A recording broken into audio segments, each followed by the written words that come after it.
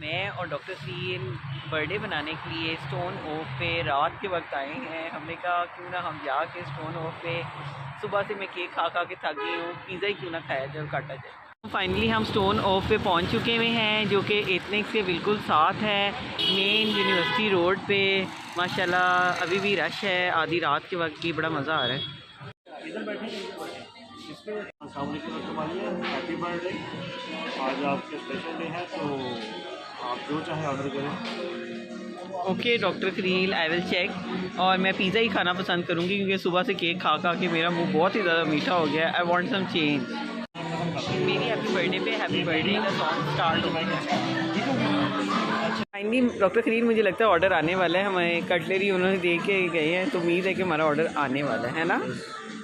खलील, हमारा बहुत ही मज़ेदार पिज़्ज़ा आ गया है और उम्मीद है हमें मज़ा आएगा इसे खा के। Happy birthday doctor Maria, happy birthday to you, happy birthday, happy birthday, happy birthday to me. Finally मैं पिज़्ज़ा के साथ अपनी हैप्पी बर्थडे कर रही हूँ। केक के साथ तो कर लिया, पिज़्ज़ा के साथ अल्लाह ताला आपको ऐसी हज़ारों बर्थडे नसीब करे। आपके साथ। Thank you. अल्लाह ताला आपको भी खुशियों को नहीं रखे और अपनी हिफ्ज़ मान रहे। Happy birthday to me.